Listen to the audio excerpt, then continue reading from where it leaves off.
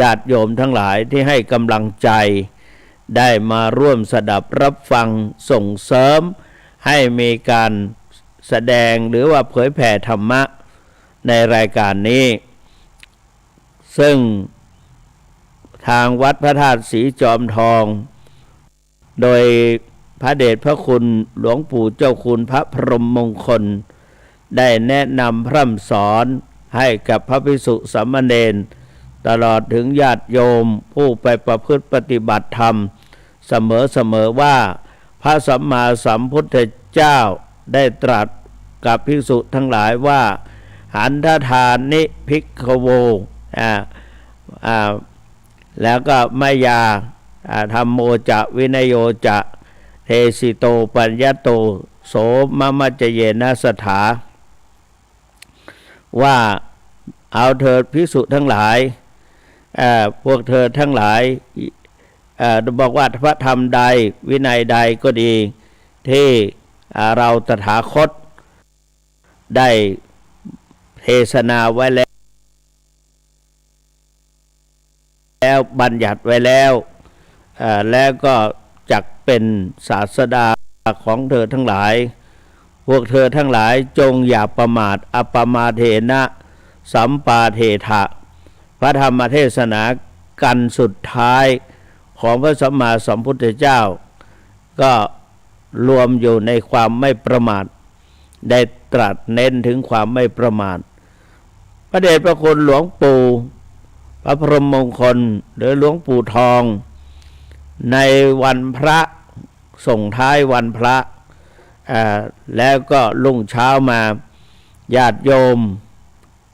ซึ่งได้รักษาอุโบสถศีลแล้วก็จะลาแล้วก็รับศีล5แล้วก็จะลากลับพระเดชพระคุณหลวงปู่ได้พูดเรื่องความไม่ประมาทโดยนำตามรอยพุทธบาทพระพุทธเจ้าตรัสเช่นใดหลวงปู่ทองได้นำเอาอัปปมาเทนะสัมปาเทถะท่านทั้งหลายอย่าประมาทอย่าประมาทในชีวิต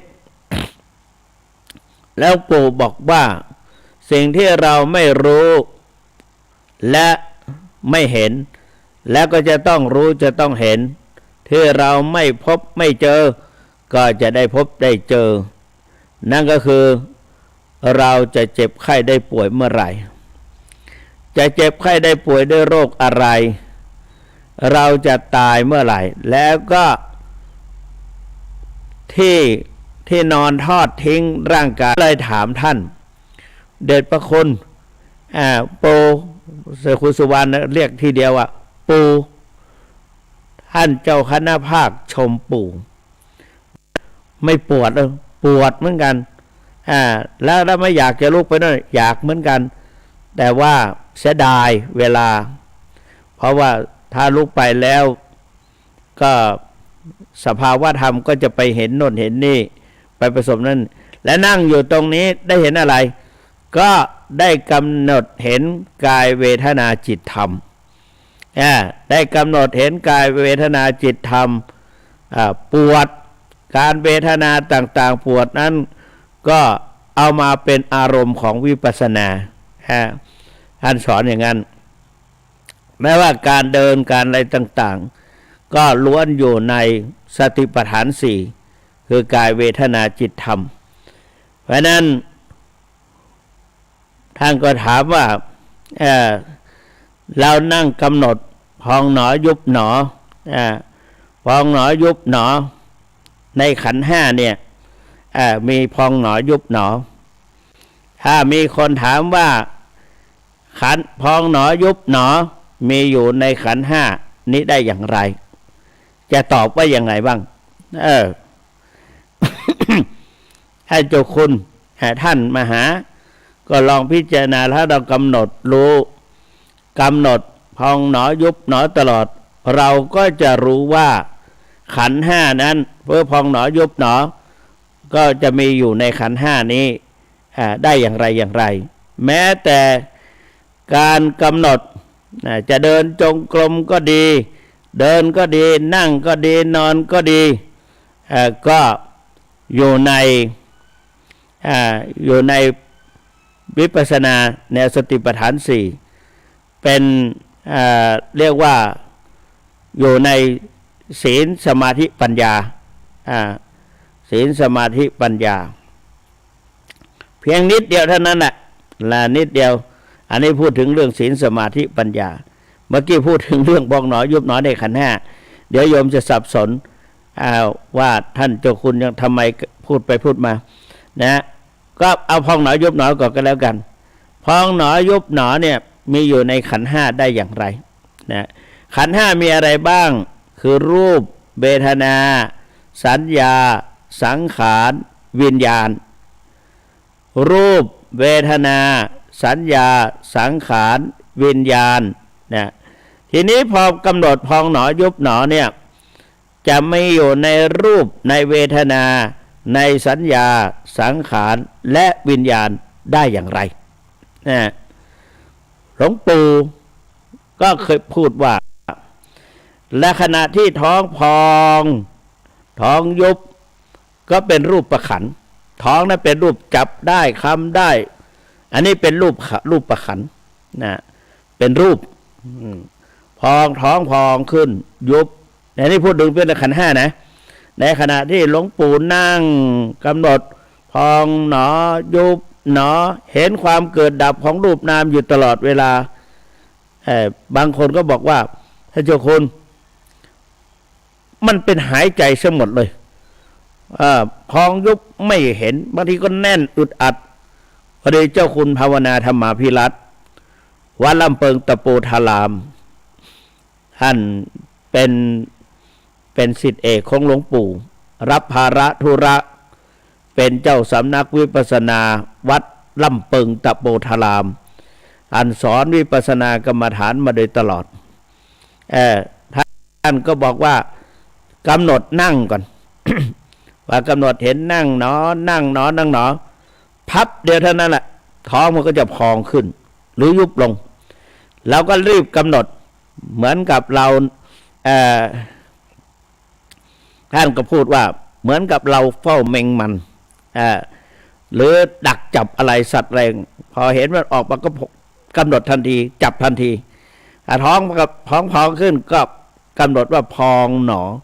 ท้องยุบลงก็กำหนดยุบหนอแล้วก็นั่งหนอท้องมันก็จะพองอีกพองหนอยุบหนอมันก็จะเปลี่ยนบางทีก็ไวท่านบอกว่าบางทีก็ไวแล้วโยคุณสุวรรณเมธีก็ทำอย่างนั้นก็เห็นพองหนอยุบหนอมาโดยตลอดนะอันพองท้องยุบเนี่ยเป็นรูปประขันเห็นไหมเป็นรูปประขันในขณะที่เรากำลังกำหนดพองหนอยุบหนอพองหนอยุบหนอบางครั้งมันก็ปวดบ้างเมื่อยบ้างชาบ้างคือเป็นสุขบ้างเป็นทุกข์บ้างหรือเฉยๆบ้างตัวนี้เป็นเวทนาขันธ์เวทนาขันธ์เป็นสุขเป็นทุกข์หรือเฉยๆเป็นเวทนาขันธ์เราจิตเราจดจ่อเราสามารถจิตเราจดจ่อพองเราก็จำได้ว่ามันพองยุบเราก็จำได้ว่ายุบมากยุบน้อยเราก็จำได้รู้ได้อันนี้เป็นสัญญาขันธ์สัญญาขันธ์ที่เจ้าคุณบอกว่าบางครั้งก็พองไวบางครั้งก็พองช้าบางทีกำหนดแทบไม่ทันอันนี้เป็นสังขารขันธ์เรียกว่าสังขารขันธ์นี่ตัวที่เข้าไปรู้ว่าพองว่ายุบตัวที่เข้าไปรู้ว่าพองว่ายุบเป็นวิญญาณขันธ์เป็นวิญญาณขันธ์วิญญาณนี่แปลว่าความรู้แจ้งความรู้แจ้งเป็นวิญญาณขันธ์อาจจะมาพูดถึงไปเห็นชัดๆก็เห็นในทวารทั้ง6คือตาหูจมูกลิ้นกายใจเวลานั่งไปนิมิตปรากฏขึ้นทางตาอันนี้ก็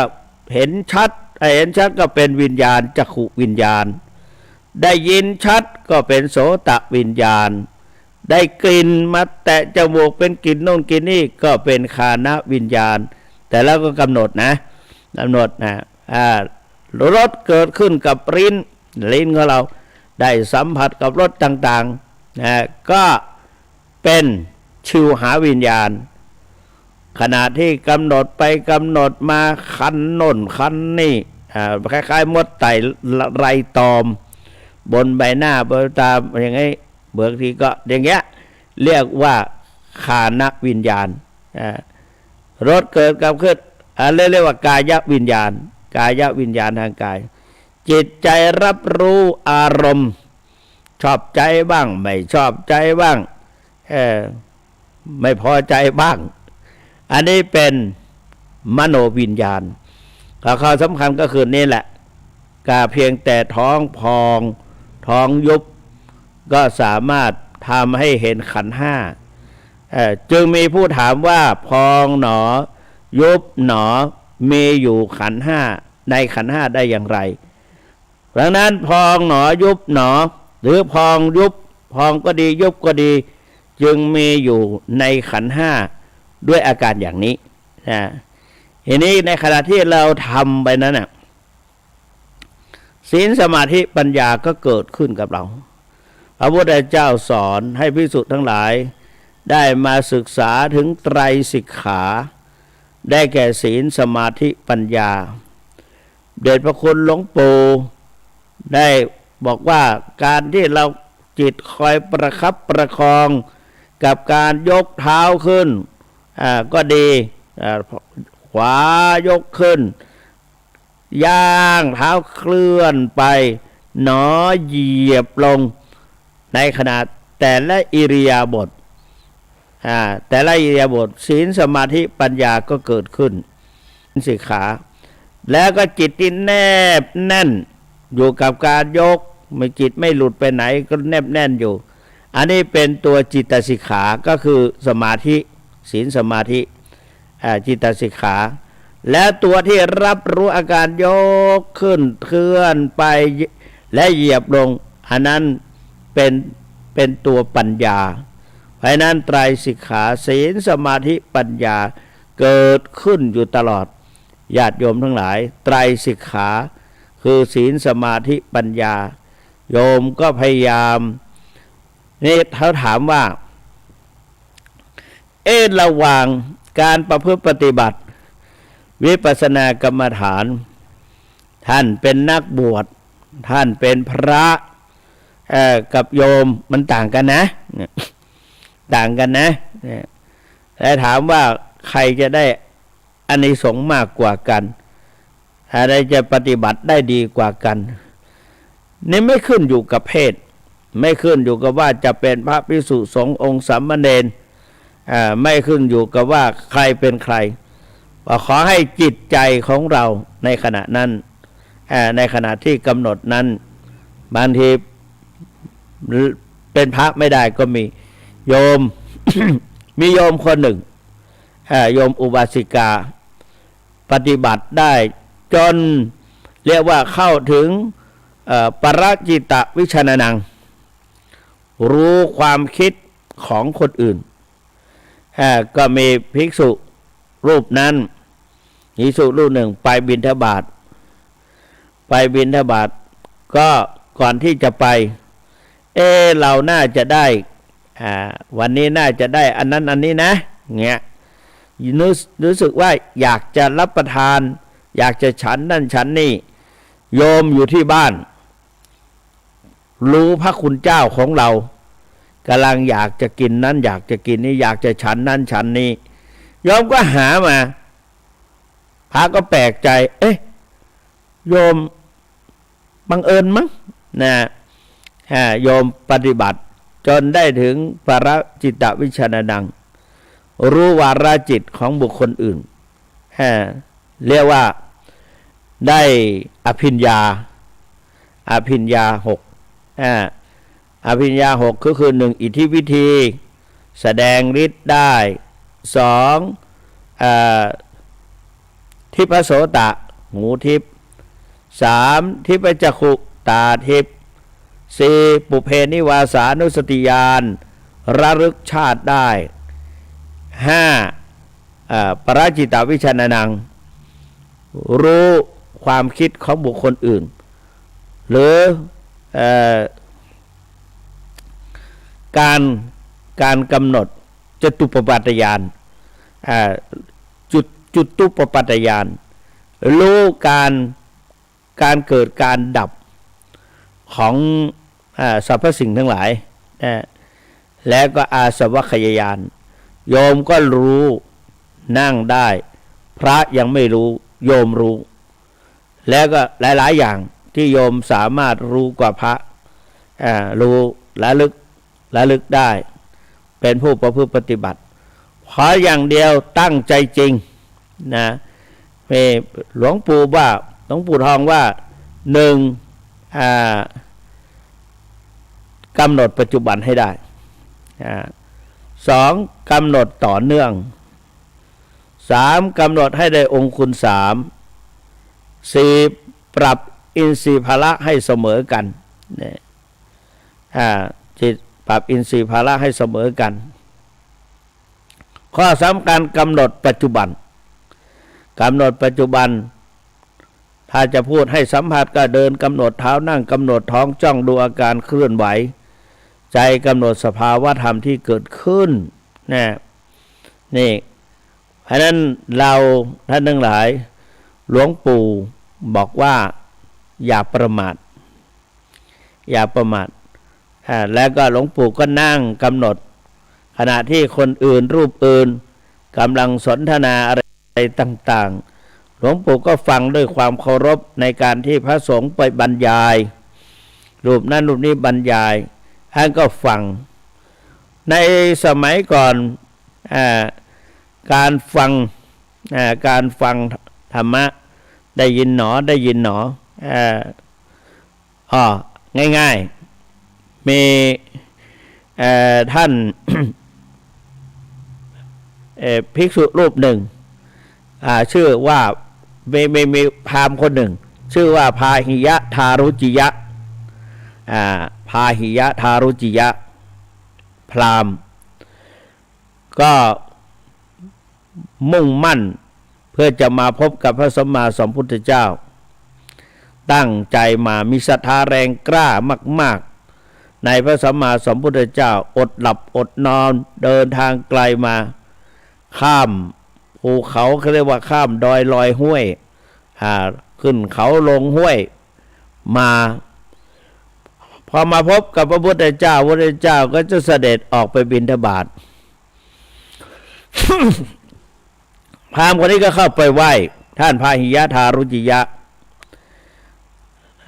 จนได้นามฉายาว่าตรัสรู้เร็วจัดพระพาหิยะพระพุทธเจ้าพูดคำเดียวท่านสามารถตรัสรู้เลยท่านมีจิตใจจดจ่อเข้ามาถามพระพุทธเจ้าว่ามาขอฟังเทศน์พระพุทธเจ้าก็ทรงทอดพระเนตรไปทางทิศบุรพาพระอาทิตย์ก็ขึ้นแล้วพระอาทิตย์ก็ขึ้นไปเยอะแล้วเป็นโอกาสที่จะออกไปบิณฑบาต พระพุทธเจ้าก็บอกว่ารออยู่นี่ก่อนได้ไหมจะไปบิณฑบาตก่อนท่านพาหิยะทารุจิยะก็บอกว่าทุกสิ่งทุกอย่างไม่แน่นอนความตายเป็นของเที่ยงแท้แน่นอนเกิดว่าพระองค์เสด็จไปบิณฑบาตแล้วก็ไปนิพพานเสียตรงโน้นอาจจะเกิดด้วยอะไรก็ได้นิพพานข้าพระพุทธเจ้ารออยู่ที่นี่ไม่เก้อเหรออันหนึ่งข้าพระพุทธเจ้าเดินทางแรมวันแรมคืนมาโดยไม่หยุดไม่หย่อนมาถึงที่นี่และพระองค์ได้ไปบิณฑบาตยังไม่ทันกลับเกิดว่าหัวใจของข้าพระพุทธเจ้าเนี่ยวายเสียก่อนหัวใจล้มเหลวเสียก่อนแล้วก็ถึงแก่ความตายและจะไม่เสียโอกาสเหรอเสียโอกาสที่ข้าพระพุทธเจ้าได้ตั้งใจมาเป็นการทำให้ไม่ให้สมศรัทธาความเชื่อและตวิริยะอุตสาหะที่มาเนี่ย พระพุทธเจ้าก็เห็นว่าท่านก็ผ่อนคลายความร้อนก็ระงับลงเบาบางมากพระเจ้าก็เลยตรัสว่าดูก่อนพาหิยทารุจิยะเห็นก็สักว่าเห็นได้ยินก็สักว่าได้ยินท่านพาหิยทารุจิยะก็เจริญกรรมฐานเห็นหนอเห็นหนอได้ยินหนอได้ยินหนอแค่นี้เพียงเท่านี้ไม่ใช่ว่าแค่นี้เพียงเท่านี้ท่านพาหิยทารุจิยะก็สำเร็จเป็นพระอรหันต์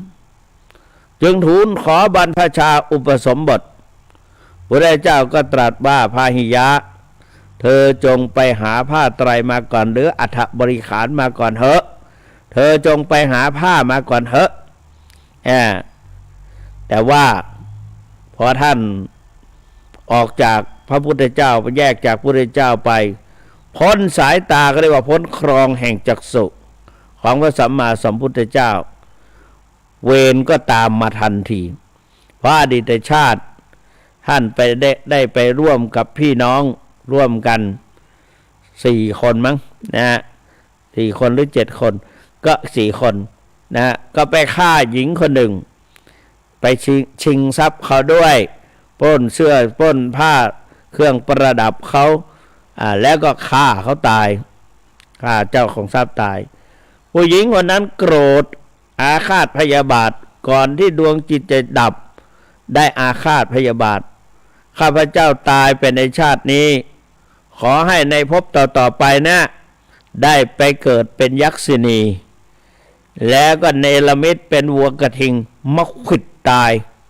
ทุกภพทุกชาติว่างั้นก็ปรากฏว่าท่านพาหิยทารุจิยะตอนนั้นก็หลังจากกับพี่น้องอีก3 คนก็ตายไปก็ไปเกิดในนรกได้500 ชาติกลับมาชาติเกิดมาเป็นมนุษย์พบใดชาติใดก็ถูกนางยักษินีตามรังควานไปเนรมิตเป็นวัวกระทิงขวิดตายทั้ง7 ชาตินั้นชาติสุดท้ายท่านเกิดมาเป็นพาหิยทารุจิยะเป็นคนอัตคัดขัดสนเพราะเคยไปปล้นเสื้อผ้าอาภรณ์เขาจนไม่มีเสื้อผ้าใส่ก็คงจะห่มใบไม้ห่มอะไรมานี่แหละหรือว่าเป็นผ้าเก่าๆผ้าขาดกระรุงกระริงก็พอมาแล้วก็พระพุทธเจ้าก็ว่าไปหาผ้ามาก่อนเถอะท่านก็ออกไปก็เป็นพระอรหันต์แล้วก็ออกไปแบบสำรวมด้วยความสุขอย่างยิ่งนิพพานังปรมังสุขขังพระนิพพานเป็นสุขอย่างยิ่งไม่มีโลภะโทสะโมหะไม่มีความกลัวอะไรต่างๆออกไปเพียงแต่เพื่อจะไปหาผ้าแต่ว่าวาสนาที่จะหาผ้าไม่มีก็ถูกวัวกระทิงมาขวิดตายได้ถึงแก่นิพพานนิพพานความจริงนี่ท่านนิพพานตั้งแต่พุทธเจ้าเทศให้ฟังว่าเห็นหนอได้เห็นสักว่าเห็นได้ยินสักว่าได้ยินท่านกำหนดตามทันทีจิตใจจดจ่อจิตใจตั้งมั่นจิตใจตั้งมั่นได้กำหนดพิจารณาว่าเห็นหนอเห็นหนอได้ยินหนอได้ยินหนอเห็นสักว่าเห็นได้ยินสักว่าได้ยินเห็นหนอเห็นหนอได้ยินหนอได้ยินหนอเพียงเท่านี้ก็ได้สำเร็จเป็นพระอรหันต์แล้วก็นี่แหละเพราะฉะนั้นถ้าเราตั้งใจจริงตั้งใจจริงเรียกว่าจิตใจตั้งมั่นขยันหมั่นเดินเพลิดเพลินกับการกำหนดลดละการสนทนาแผ่เมตตาต่อตนเองจิตใจตั้งมั่นเพราะว่าก็แปลกเหมือนกันนะพอเราตั้งใจจะประพฤติปฏิบัติเพียง5 นาที10 นาทีแหมมันจะมีอะไรปรากฏมาล่อไม่ให้เราคล้ายๆเป็นพยามารเพราะฉะนั้นจะหลายท่านนิยมแผ่เมตตาก่อน ไหว้พระแล้วก็แผ่เมตตาว่าสัจจาธิษฐานอัญเชิญเอา พระพุทธพระธรรมพระสงฆ์ว่าเป็นสรณะที่พึ่งที่ระลึกแล้วก็อัญเชิญเหล่าเทพเทวามาเป็นที่ปกปักพิทักษ์รักษาขอให้กำจัดศัตรูหมู่มารร้ายทั้งที่เห็นก็ตามไม่เห็นก็ตามอย่าได้มาปรากฏในจิตใจของข้าพเจ้าอย่าได้มารบกวนแล้วก็ตั้งใจประพฤติปฏิบัติในขณะที่เดินก็เอาจิตไปกำหนดที่เท้าขวาย่างหนอขวาย่างหนอซ้ายย่างหนอที่ขึ้นมาในใจคิดอีกอย่างหนึ่งว่าในขณะที่ทำน่ะญาติโยมที่ฟังในส่วนมากก็เป็นคนชราภาพแก่กว่าท่านเจ้าคุณตั้งหลายรอบก็มีก็ท่านก็จะฟังอยู่ก็ขอขอบคุณและอนุโมทนาที่ตั้งใจฟังอันนี้ก็เลยนั่งนึกว่าจะเอาอะไรมาพูดก็หลวงปู่ว่าอย่าประมาทก็เลยนำเอาพองหนอยุบหนอมีอยู่ในขันธ์ห้าได้อย่างไรนะก็ท้องพองขึ้นและยุบลงเป็นรูปประขันเป็นรูปในขณะที่เป็นบางครั้งก็อึดอัดบ้างขนลุกสู้บ้างมีความอิ่มบ้างเป็นสุขมีความทุกข์บ้างหรือเฉยๆบ้างก็เป็นเวทนาขันธ์จิตใจจดจำได้ดีจำอาการเกิดขึ้นตั้งอยู่ดับไปของรูปนามเรียกว่าสัญญาขันธ์ในขณะที่ทำนั้นกำหนดไปนั่นกำหนดไปกำหนดมาบางครั้งก็ช้าบางครั้งก็ไวบางครั้งก็ลืมบางครั้งก็สะดุด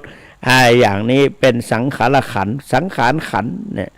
ความรู้ในขณะที่กำหนดนั้นมีระยะกำหนดนั้นบางทีช่วงระยะท้องพองขึ้นอาจจะเป็นขยักต้นพองกลางพองสุดที่สุดของพองบางครั้งก็มีขยักเป็นนี้ก็รู้แจ้งหรือบางทีก็มีปัญหาเกิดขึ้นในใจทั้งพอใจไม่พอใจสงสัยอะไรต่างๆนี้อันนี้ก็เป็นวิญญาณขันธ์เพราะนั้นขันธ์ห้าจึงมีอยู่ในพองหนอยุบหนอจึงมีอยู่ในขันธ์ห้าด้วยกันอย่างนี้อันนี้เป็นพองหนอยุบหนอก็และอีกอันหนึ่งนี่เท้าย่างเท้าย่างขวาย่างหนอซ้ายย่างหนอความจริงน่าจะว่าก่อนเพราะแต่ว่าในตำราหลวงปู่ท่านได้เขียนไว้เอาขวาย่างหนอซ้ายย่างหนอมาเป็นที่สองก็ตามลำดับของหลวงปู่วันนี้สอนตามตำราที่หลวงปู่วางไว้ก็หลวงปู่บอกว่าถามว่าขวาย่างหนอซ้ายย่างหนอมีอยู่ในขันธ์ห้าได้อย่างไรมันก็เหมือนพองหนอยุบหนอนั่นแหละแต่ว่าตอนนี้เอาอิริยาบถเมื่อกี้อิริยาบถนั่งตอนนี้อิริยาบถยืนได้เดินในขณะนั้นเท้าว่าขวาย่างหนอซ้ายย่างหนอเท้าขวาย่างเท้าซ้ายย่างอันนี้เป็นอะไรก็เป็นรูปเป็นรูปจับได้สัมผัสได้เนี่ยก็เป็นรูปประขันถ่ายรูปก็ยังปรากฏเป็นเท้าเป็นแข้งเป็นขาอันนี้เรียกว่ารูปประขันในขณะที่เดินไปนั่นน่ะบางทีมันก็ปวดบ้างชาบ้างปวดบ้างชาบ้างหรือเฉยๆเนี่ยหรือไปสัมผัสกับเย็นร้อนอ่อนแข็งเย็นร้อนอ่อนแข็งการนี้ก็เป็นเวทนาขันธ์เวทนาขันธ์แล้วเรายกเท้าขึ้นเราจำได้เท้าขวาเท้าซ้ายยกขึ้นสูงบ้างต่ำบ้างบางทีก็การยกนี่ก็เหมือนบางทีก็ยกขึ้นสูงบางทีก็ยกขึ้นต่ำยกพยายามจะยกสูงนั่นแหละแต่ว่ามันไม่ตรงมันจะทำให้เชถลาหรือจะล้มเนี่ยมันก็ไหวไปบ้างอันนี้ก็เราก็รู้ว่าเท้าข้างไหนตรงไหนก็เป็นสัญญาขันธ์การยกขึ้นตรงบ้างไม่ตรงบ้างยกขึ้นสูงบ้างไม่สูงบ้างถนัดบ้างไม่ถนัดบ้างหรือว่าคล่องตัวบ้างไม่คล่องตัวบ้างมีอุปสรรคบ้างราบรื่นบ้างไม่ราบรื่นบ้างอันนี้เป็นสังขารขันธ์ ตัวที่เข้าไปรู้ที่รู้ว่าขวาย่างซ้ายย่างนั้นเป็นวิญญาณขันธ์เพราะฉะนั้นขวาย่างหนอซ้ายย่างหนอจึงมีอยู่ในขันธ์ห้าด้วยอาการอย่างนี้วันนี้เฉพาะ เดินแล้วก็นั่งกำหนดเดินนั่งกำหนดนี่เรียกว่าวิปัสสนากรรมฐานในแนวสติปัฏฐานสี่คือกายก็เป็นรูปขันธ์นั่นแหละกายเวทนาก็คือเวทนาขันธ์กายเวทนาจิตตัวจิตของเราหลวงปู่เคยบอกว่าตัวจิตนั้นก็จิตอยู่ได้บ้างไม่ได้บ้างจิตออกไปบ้างรู้บ้างก็ดึงมาจิตมีโลภะมีโทสะโมหะก็รู้วิปัสสนากรรมฐานจิตเป็นกุศลอกุศลก็รู้ก็กำหนดเกิดราคะขึ้นก็กำหนดตามสภาวะที่เกิดขึ้นเรากำหนดภายในจิตใจไม่มีใครรู้กำหนดเถอะถ้าไม่กำหนดไม่ใช่วิปัสสนากรรมฐานถ้าก็ต่อเมื่อมีการกำหนดจึงเป็นวิปัสสนากรรมฐานรู้แจ้งเห็นจริงสามารถดูตัวออกบอกตัวได้ใช้ตัวฟังสั่งตัวเป็นเห็นตัวชัดจัดตัวถูกเงี้ยก็นี่แหละก็สามารถรู้ได้กำหนดจะเป็นวิปัสสนากรรมฐานเพราะฉะนั้นในขณะเดียวกันเดินช้าเดินเร็วแล้วจำได้จำว่าขวาย่างซ้ายย่างก็เป็นสังขารขันธ์เป็นสัญญาขันธ์แล้วก็กำหนดสะดุดบ้างไม่สะดุดบ้างก็เป็นสังขารขันธ์ตัวที่เข้าไปรู้ว่าขวาย่างซ้ายย่างนั้นก็เป็นวิญญาณขันธ์นี่ไว้นั้นกำหนดเป็นวิปัสสนากรรมฐานกายเวทนาจิตธรรมง่วงฟุ้งสงสัยชอบใจไม่ชอบใจง่วงฟุ้งสงสัยอันนี้ก็เป็นธรร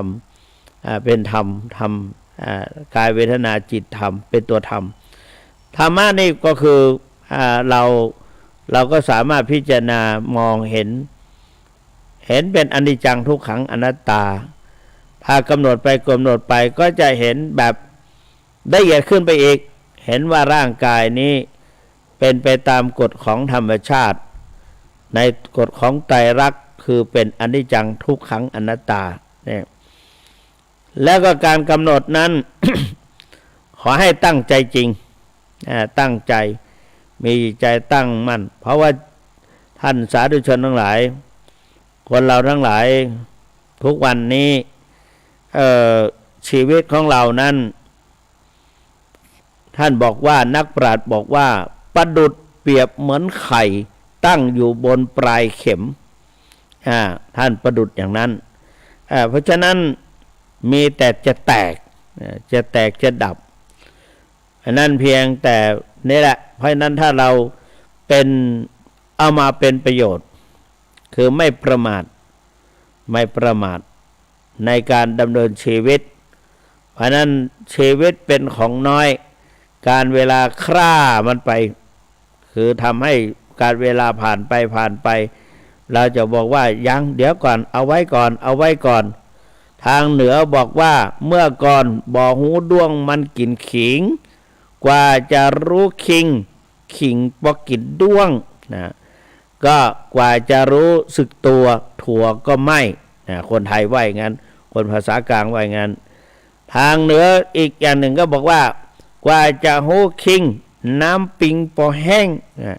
กว่าจะรู้ว่าน้ำมีประโยชน์อย่างไรน้ำปิงก็หมดเสียแล้วเพราะฉะนั้นคนโบราณจึงบอกว่าน้ำขึ้นให้รีบตักน้ำขึ้นให้รีบตักดังนั้นเราก็ต้องเก็บเกี่ยวเอาประโยชน์จากเวลาการเวลาล่วงไปเขาเขียนเป็นกลอนไว้เพราะพริ้งบอกว่าอันเวลาและวารีมิได้มีจะคอยใครเรือเมล์และรถไฟก็แล่นไปตามเวลาโอ้และอึดอาดมักจะพลาดสิ่งปรารถนา พลาดแล้วจะโศกาอนิจจาเราช้าไปเมื่อวันก่อนเดือนก่อน เดินทางเข้ากรุงเทพเราก็คิดว่าจะขึ้นเครื่องบินที่สถานีที่สนามบินสุวรรณภูมิในขณะที่ไปวัดปากน้ำไปกราบสรีระของพระเดชพระคุณเจ้าพระคุณสมเด็จพระมหารัชมังคลาจารย์ท่านมีเมตตาต่อพวกเรามากมีเมตตาต่อพระสงฆ์ทั้งประเทศไทยญาติโยมก็คงจะรู้จักพระเดชพระคุณเจ้าพระคุณสมเด็จพระมหารัชมังคลาจารย์ผู้ประกาศโครงการหมู่บ้านรักษาศีล5จนทั่วประเทศไทยก็ต่อยอดจากและอปตการอบรมประชาชนประจำตำบลก็มาพูดถึงท่านก็มาต่อด้วยโครงการหมู่บ้านรักษาศีล5ท่านก็เราก็ไปกราบศพท่านเขาก็ใช้วิดีโอมาฉายให้ดูบ้างอะไรบ้างนั่งเพลินกันเสร็จเรียบร้อยก็ไปกราบสรีระของพระเดชพระคุณหลวงพ่อเจ้าคุณพระวิสุทธิวงศาจารย์เจ้าคณะใหญ่หนเหนืออันนี้ก็ท่านก็ให้ความรักความเมตตาในพระสงฆ์16จังหวัดภาคเหนือท่านเป็นเจ้าคณะใหญ่หนเหนือเป็นรองแม่กองบาลีสนามหลวงและท่านก็เป็นเรียกว่าเป็นผู้ดูแลในโครงการอบรมพระอุปัชฌาย์พระอุปัชฌาย์ท่านเป็นเรียกว่าแม่บ้านท่านบอกว่าเป็นแม่บ้านก็ดูแลให้ความสะดวกอาหารการกินอะไรต่างๆการอบรมหลักสูตรต่างๆท่านเป็นผู้จัดผู้ทำควบคุมมาโดยตลอดก็เราก็นอกจากนั้นท่านก็เป็นที่พึ่งทางใจขอให้กำลังใจแก่พระสงฆ์ใน16จังหวัดแรกก็3จังหวัดท่านเป็นรองเจ้าคณะภาค7เชียงใหม่ลำพูนแม่ฮ่องสอนที่ท่านชอบมาพักก็คือชอบมาพักที่วัดพระธาตุศรีจอมทองเพราะหลวงปู่ให้ความเมตตาให้ความสำคัญแก่พระเดชพระคุณท่านเดชพระคุณท่านมาอยู่ที่นี่พระสงฆ์สามเณรในวัดพระธาตุศรีจอมทองก็ให้ความเคารพรักท่านประดุจดังบิดาท่านก็เป็นผู้มีเมตตาต่อทุกรูปทุกนามท่านก็เป็นไปตามกฎของธรรมชาติได้ถึงแก่มรณภาพลงไปวัดพระธาตุศรีจอมทองก็ไปวันนั้นไปเป็นเจ้าภาพโดยได้วัดพระธาตุจอมทองไปร่วมบำเพ็ญบุญนำปัจจัยจากวัดพระธาตุศรีจอมทองในวัดเราไป20,000บำรุงร่วมทำบุญกับเจ้าพระคุณสมเด็จพระมหารัชมังคลาจารย์อีก10,000ร่วมบำเพ็ญกุศลศพของพระเดชพระคุณท่านเจ้าคุณพระสุวิสุทธิวงศาจารย์เราก็ไปแล้วก็นอกจากนั้นจะไปอีกก็ไม่มีโอกาสไม่สะดวกเรื่องเกี่ยวกับโควิดทุกชีวิตก็ล้วนตกอยู่ในอำนาจของไตรลักษณ์เป็นสิ่งที่ไม่แน่นอนความตายเป็นสิ่งที่แน่นอนเพราะฉะนั้นท่านสาธุชนทั้งหลายไม่ใช่ว่าท่านเจ้าคุณมาสาปแช่งเพราะว่าเป็นคำสอนของพระสัมมาสัมพุทธเจ้าว่าให้นึกถึงความตายเรียกว่ามรณสติกรรมฐานนึกถึงความตายสบายนักมันหักรักหักหลงในสงสารบรรเทามืดโมหันอันธการทำให้หายสะดุ้งไม่ยุ่งใจเพราะฉะนั้นเราจะไม่ประมาทไม่ประมาทหลวงปู่เราได้แนะนำพร่ำสอนบรรดาพระสงฆ์สามเณรตลอดถึงโยคีผู้มาประพฤติปฏิบัติวิปัสสนากรรมฐานแนวสติปัฏฐาน4แม้ในวันสุดท้ายที่พระเดชพระคุณจะละทิ้งสังขาร ก็นำเอาพระธรรมของพระสัมมาเรียกว่าพระธรรมมาเทศนากันสุดท้ายเรียกว่าปัจฉิมโอวาทของพระสัมมาสัมพุทธเจ้าได้มาตรัสได้มาพูดว่าอัปปมาเทนะสัมปาเทถะท่านทั้งหลายจงยังความไม่ประมาทให้ถึงพร้อมก็คืออย่าประมาทเพราะว่าปมาโทมัจจุโนประทังความประมาทเป็นหนทางแห่งความพลาดพลั้งโอกาสต่างๆที่เราจะพึงมีพึงได้โดยเฉพาะการฝึกจิตรักษาจิตให้ดีทำหน้าที่ให้ถูกต้องมีสติไม่บกพร่องความเศร้าหมองจะหมดไปหากรักษาจิตไม่ดีทำหน้าที่ไม่ถูกต้องแถมมีสติบกพร่องความเศร้าหมองก็จะมากมายรักษาจิตให้สะอาดเวลาเช้าให้ขาวเวลาเพลให้เย็นเวลาค่ำให้ชุ่มช่ำเวลากลางคืนด้วยกำหนดพิจารณาวิปัสสนาในแนวสติปัฏฐานสี่คือกายเวทนาจิตธรรมหลวงปู่บอกว่าผูกจิตผูกใจไว้ในสติปัฏฐานสี่ผูกจิตผูกใจไว้ในสติปัฏฐานสี่ก็คือกายเวทนาจิตธรรมสองสำรวมอินทรีย์หกคือสำรวมตาหูจมูกลิ้นกายใจสามวิริยะมีความเพียรพยายามชนิดกินน้อยนอนน้อยพูดน้อยปฏิบัติมากสี่จิตจับในอารมณ์ใดกำหนดให้มั่นในอารมณ์นั้นห้าจิตหลุดโดยอาการใดกำหนดให้รู้โดยอาการนั้นแต่ส่วนมากเผลอกำหนดไปกำหนดมาจิตออกไปซะเมื่อไหร่ไม่รู้ว่าได้สติอ้าวเผลอคิดเรื่องราวอะไรต่างๆมากมายกว่าจะรู้โอ้โหเวลาล่วงไปเพราะฉะนั้นเราก็ต้องรักษาจิตของเราคอยประคับประคองจิตของเราไว้ให้มั่นให้มั่นให้ตั้งอยู่ในเพราะนั้นการรักษาจิตนั้นเป็นสิ่งสำคัญเพราะว่าเราจะได้กำหนดพิจารณาเวลาอาสันกรรมมาถึงจิตของเราจะได้ไม่ประมาทมีความเพลิดเพลินอิทะนันทติเปจจะนันทติอุพยนันทตินันทติสุขติงคโตว่าอิทะนันทติคืออยู่ในโลกนี้ก็มีความเพลิดเพลินกับการกำหนดพิจารณาวิปัสสนาในแนวสติปัฏฐานสี่ละไปแล้วก็ยังมีจิตใจกำหนดพิจารณาไปอยู่ในมนุษย์ก็สำรวมจิตได้ดีจากไปก็ยังมีสติไม่บกพร่องเขาเรียกว่าเพลิดเพลินในโลกทั้งสองแล้วก็ผู้มีจิตใจเพลิดเพลินย่อมไปสู่สุขติอันได้แก่มนุษย์สวรรค์พรหมและก็อรูปพรหมถ้าเราจิตใจเราหมดจดได้อาจจะได้บรรลุมรรคผลนิพพานหลวงปู่เคยพูดว่าถ้าเรารักษาจิตหรือปฏิบัติได้ดีจะมีอานิสงส์หนึ่ง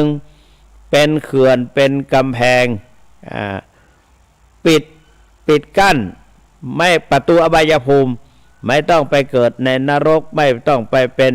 เปรตอสุรกายไม่ต้องไปเป็นสัตว์เดรัจฉานสองเป็นอุปนิสัยปัจจัยให้ได้บรรลุมรรคผลนิพพานเป็นเหตุเป็นปัจจัยเป็นอุปนิสัยส่งให้ได้บรรลุมรรคผลนิพพานถ้าเราไม่ประมาทปฏิบัติไปนานๆได้7 ปีหลวงปู่ว่าอ้างในพระไตรปิฎกว่าในพระไตรปิฎกกล่าวว่าถ้าเราประพฤติปฏิบัติไปจริงๆ7 ปีจะต้องได้สำเร็จเป็นพระอนาคามีแน่นอนบุญกุศลทรงก็อาจจะได้สำเร็จเป็นพระอรหันต์ในปัจจุบันในชาตินี้ก็ได้ก็ไม่ต้อง ไปเวียนว่ายตายเกิดในวัฏสงสาร การเวียนว่ายตายในคตินั้นไม่แน่นอน บางครั้งก็อาจจะไปเกิดในนรก บางครั้งก็อาจจะไปเป็นเปรต บางครั้งก็อาจจะไปเป็นอสุรกาย บางครั้งก็อาจจะไปเป็นสัตว์เดรัจฉานก็ได้ แต่พอเรารักษาศีลให้หมดจดก็จะได้มาเกิดเป็นคน ให้ทานก็จะได้เกิดมีกินมีใช้ไม่อดไม่อยาก และเจริญพิจารณาสมาธิภาวนาก็จะเป็นผู้มีสติปัญญาเฉลียวฉลาดนะก็ไม่ประพฤติผิด ก็เฉลียวฉลาดรู้อันไหนเป็นประโยชน์ไม่เป็นประโยชน์อันไหนเป็นสาระอันไหนเป็นไม่เป็นสาระรู้เนี่ยรู้แจ้งเห็นจริงดังนั้นเมื่อวานนี้ไม่ได้เปิดโอกาสให้ญาติโยมได้โทรเข้ามาโทรเข้าไปหาก็มีคนหลายคนบอกว่าถ้าเจ้าคุณวันนี้ไม่เปิดโอกาสให้ประชาชนวันนี้ก็เลยขอแก้ตัวโทรได้เหลืออีก10 นาที0817830215มีไหมวันนี้มีไหมไม่มีก็ไม่เป็นไรเข้ามาจริงๆด้วย081783เจริญพรอันนี้ปลาคอยใต้ไหมก่อยายแดงปลาคอยใต้นี่ได้ฟังแต่เนาะขอบคุณจันนักอายุวันโนสุขังพระลังยายแดงปลาคอยใต้มาเข้ามาสายที่2ยายแดงวางหูกำกดปิดกำเจริญพรอันนี้ลำปางเนาะอำเภอเมืองปานลำปางแต่คืนแรกยังบัดโหคืนจะคุณบ่เปิดคุณนว่าติ๊กแต่ก็หู้อยู่นะ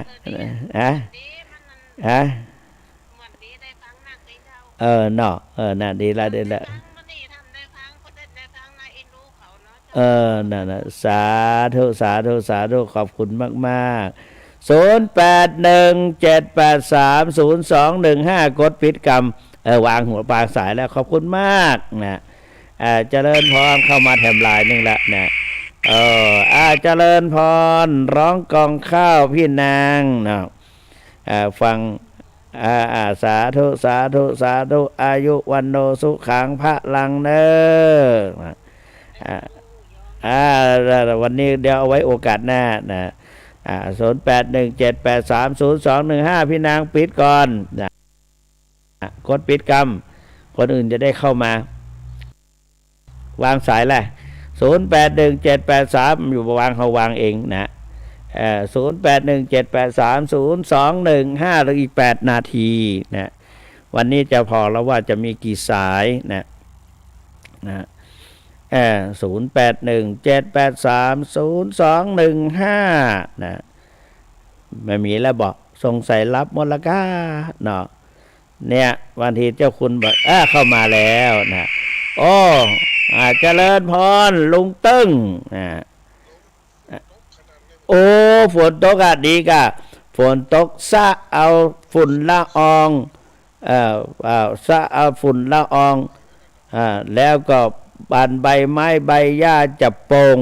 พักไม้ไส้เครือจะปงจะได้กินพักลวกกับน้ำพริกกันหาละอายุวันโนสุขังประดังนะลุงเต้งเนอะ0817830215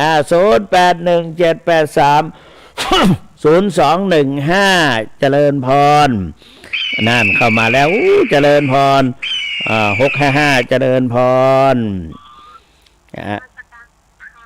ที่ไหนคะมาจากไหนจากขอนแก่นค่ะจากขอนแก่นบ่นี่โทรมาจากขอนแก่นบ่โอ้โหขอบคุณมากขอนแก่นเป็นไงฝนตกหรือเปล่าไม่ตกเจ้าค่ะวันนี้ไม่ตกเจ้าไม่ตกอากาศหนาวไหมเย็นไหมวันนี้ร้อนเจ้าค่ะ วันนี้ร้อนไม่เป็นไร เดี๋ยววันพรุ่งอาจจะเย็นก็ได้นะวันนี้จังหวัดเชียงใหม่เขาฝนตกกันนะวันนี้ขอให้ไปตกที่ขอนแก่นบ้างเนาะนะอายุวันโนสุขังพระลังพี่น้องขอนแก่นโทรมาอู้ชื่นอกชื่นใจ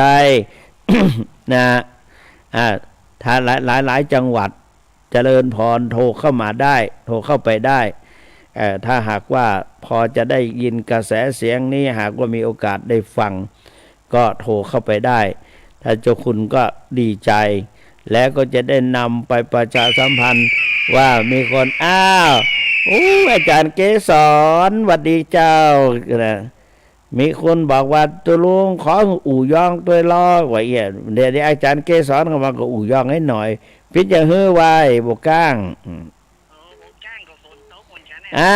นะบวกก้างก็ฝนตกสาธุนะอาจารย์เกษรนะก็สบายดีนะขอขอบคุณจะหลายเนอแตนบวกก้างพี่คุณน้องคุณคนเนอนะ0817830215